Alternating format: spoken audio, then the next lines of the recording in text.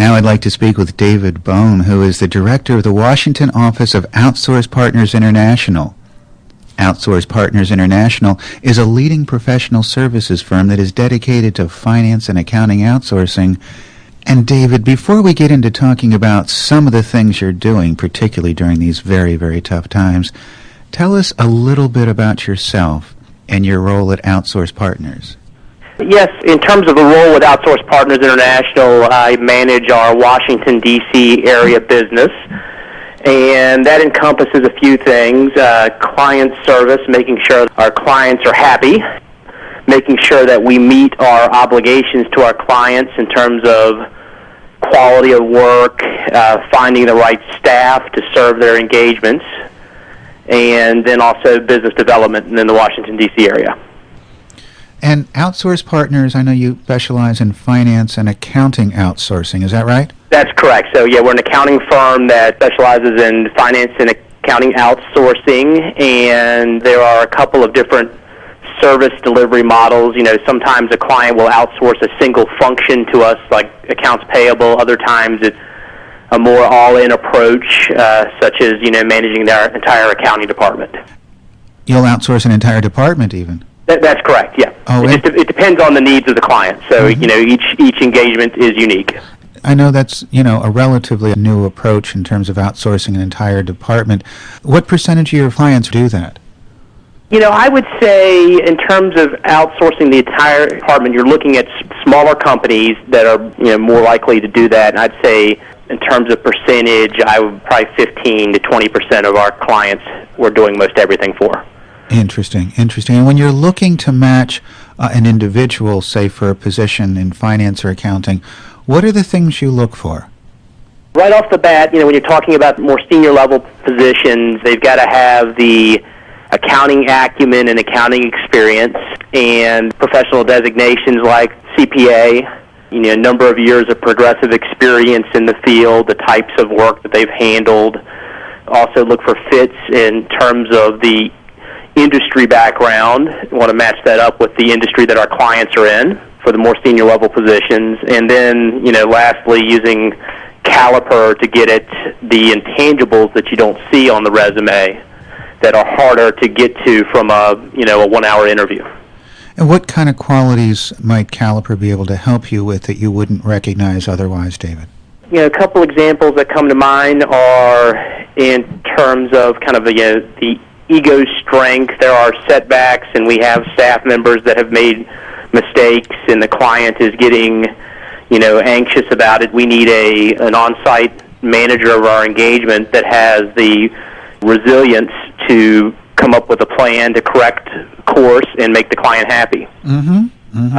Second example would be, it's probably a stereotype of our profession as CPA types are more introverted, but we need people that are able to build relationships with clients. That way when new opportunities for work come up, they think of OPI because they have good, strong relationships with the people that are on site helping them day to day. Oh, that's very interesting. So those people skills really, in terms of how they handle difficult situations and how well they connect with other people, that becomes as important to someone's success as their detail ability and their ability to come through in terms of their accounting and finance acumen. Yeah, I can think of a specific example of a guy that we hired that had all the proper accounting and technical experience and then was not as strong in those areas, and it was a case of the Caliper pointed that out to us. We thought we could manage it, and we made the hire anyway, given that time the job market was such, it was hard to find, you know, good candidate. Things that Caliper pointed out to us ended up coming to fruition. And what was the end of that story? The end of the story was that the person, you know, we had to have a discussion with them if this is the right line of work, because there's a difference in doing it just internally as a controller for a company versus doing it with the outsourcing spin on it, where you have the responsibility of maintaining good client relations. I think he realized he was more suited for to kind of do it internally as opposed to doing it for a firm like us.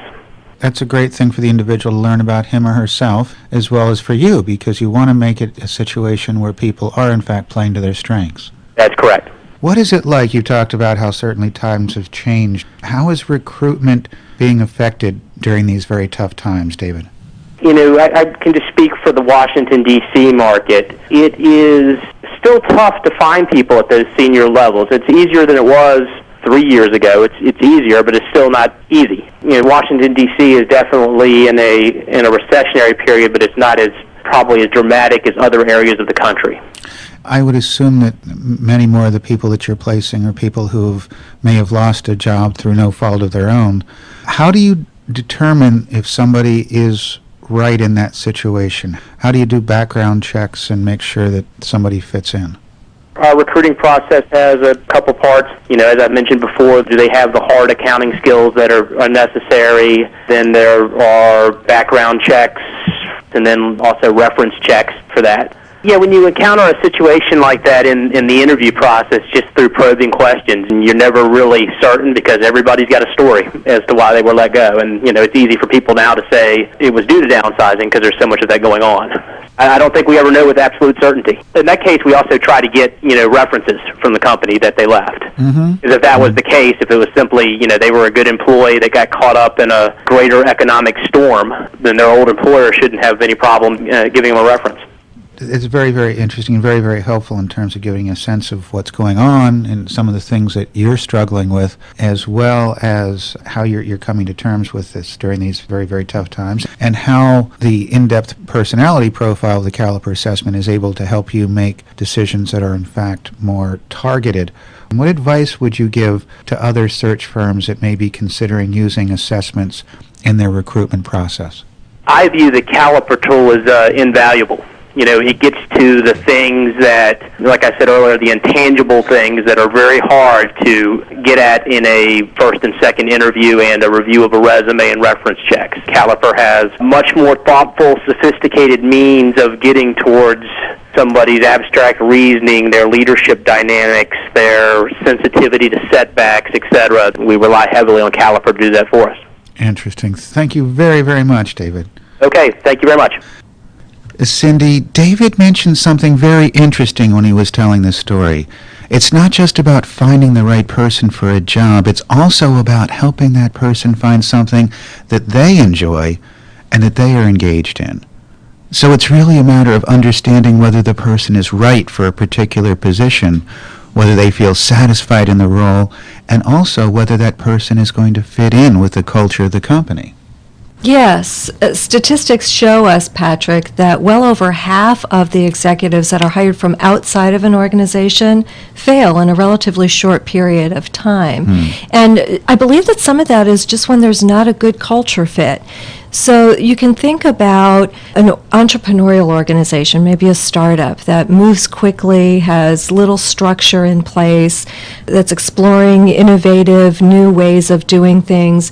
The kind of person that would succeed in that environment is very different from a personality standpoint than one who might succeed in a well-organized, structured, mature organization that's maintaining its place in the marketplace, that has a lot of formal protocol and levels of hierarchy.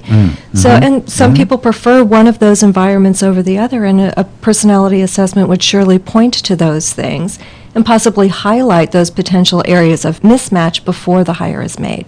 Interesting, Cindy. So we've been talking about how assessments can be used for recruiters, both in terms of helping them select someone who can work in their company, and whether it's a recruiter or anybody else in their staff or team, and also how it can help them make much better selections for their clients or the companies that they're working for.